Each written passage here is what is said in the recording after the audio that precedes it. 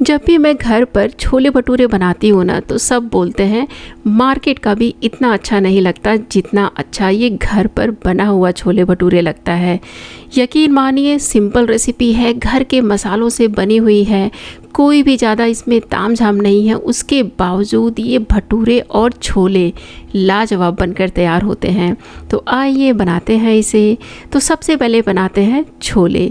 तो छोले बनाने के लिए ना एक कुकर गरम करें और उसमें डाल दें 3 से 4 चम्मच तेल। मैं इसे सरसों के तेल में बना रही हूँ। गरम हो जाए तो इसमें 8-10 काली मिर्च, 2 खड़ा लाल मिर्च, आधा छोटा चम्मच जीरा और 10-12 लहसुन की कलियाँ बारीक करके डाल दें। आधा इंच अदरक का टुकड़ा डालें, हल्का सा चला लें। अब इसमें 2 मीडियम साइज के प्याज फाइन चॉप करके डाल दें। देखिए, बहुत लोग इसे काफ़ी तरीक़ों से बनाते हैं, प्याज को पीस के भी बनाते हैं, बहुत लोग टमाटर भी डालते हैं, लेकिन मैं इसमें ऐसा कुछ भी नहीं करती हूँ। उसके बावजूद ये जो छोले हैं ना, लाजवाब बनकर तैयार होंगे।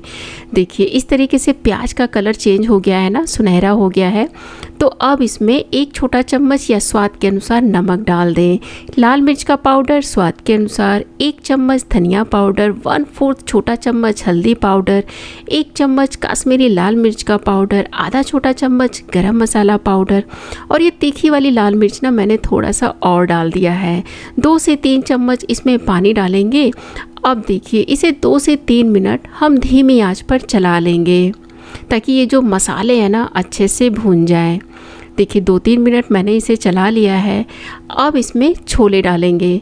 तो देखिए, ये है काबुली चना। इसको 7 से 8 घंटे के लिए आपको पानी में भिगो कर रखना है। 1 कप लिया है मैंने। उसके बाद इसे पानी से अच्छे से धो लें। उसके बाद इसमें डाल दें। बस हल्का सा इसको चला लेंगे, यानी कि 1 से 1.5 मिनट आप इसे चला लें मीडियम फ्लेम पर। उसके बाद इसमें पानी डालेंगे। तो पानी मैंने पहले से ही गर्म कर लिया है, आप भी इसमें गर्म पानी का इस्तेमाल करें। तो देखिए, छोले में आपको ग्रेवी यानी तरी जो है कितना चाहिए वो आप अपने हिसाब से डाल दें। मैंने करीब 2 से 2.5 गिलास पानी इसमें डाल दिया है। ज़रूरत लगेगा तो आप इसमें और ऐड कर सकते हैं, या जब छोले बन जाए ना तो उसके बाद आप गर्म पानी ऐड कर सकते हैं। अब कुकर का ढक्कन लगा कर मीडियम फ्लेम पर 15 से 20 मिनट के लिए छोड़ देंगे। जब तक छोले पक रहा है, भटूरे की तैयारी कर लेते हैं।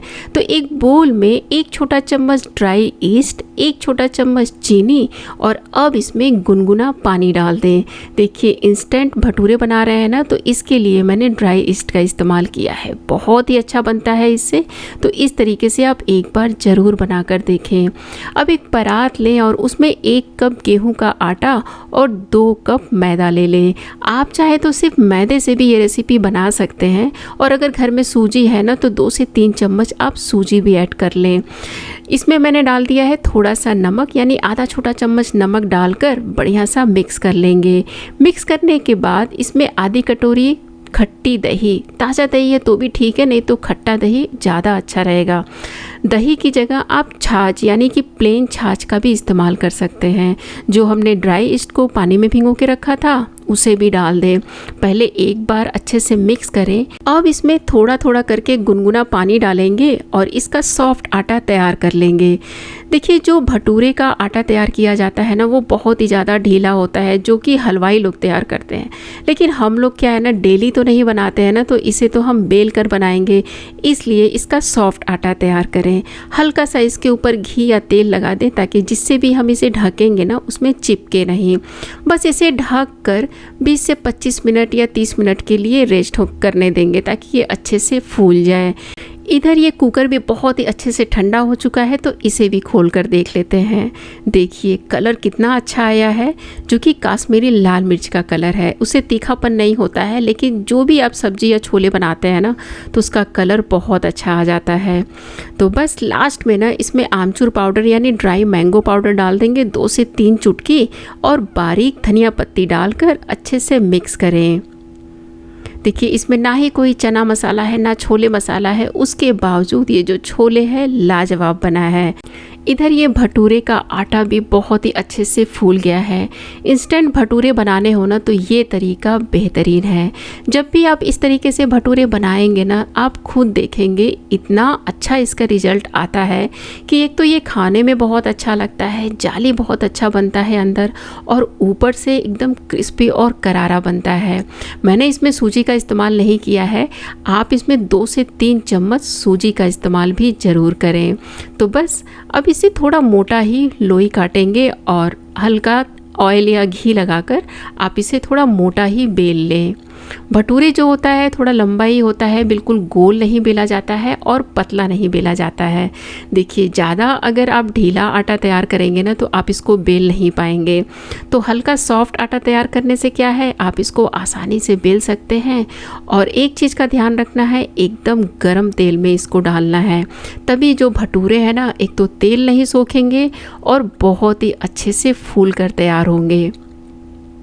तो बस जब भी आप भटूरे को तेल में डालें तो ध्यान रखें ये जो तेल है एकदम बढ़िया गर्म होना चाहिए। बस इसी तरीके से तेल को उछालते हुए इसके ऊपर डालें और फूले फूले भटूरे तैयार कर लें। उम्मीद करती हूँ ये सिंपल और टेस्टी रेसिपी आपको ज़रूर पसंद आई होगी। तो इस रेसिपी को आप बनाइएगा ज़रूर और उसके बाद ना फीडबैक देकर बताइएगा ज़रूर। बस इसी तरीके से सारे भटूरे तैयार कर लेंगे और गर्मा गर्म छोले के साथ इसे सर्व करेंगे। और इसके साथ आप अचार ज़रूर रखें, क्योंकि मार्केट में भी जब आप छोले भटूरे खाते हैं ना तो उसके साथ इस तरीके से प्याज, नींबू और अचार होता है और खाने में तो मज़ा ही आ जाता है। तो उम्मीद करती हूँ रेसिपी तो आपको ज़रूर पसंद आई होगी। अच्छी लगी हो तो अपने फ्रेंड्स और फैमिली के साथ शेयर करें और चैनल पर अगर पहली बार आए हैं तो प्लीज़ सब्सक्राइब ज़रूर करें। मिलते हैं ऐसे ही मज़ेदार और परफेक्ट रेसिपी के साथ।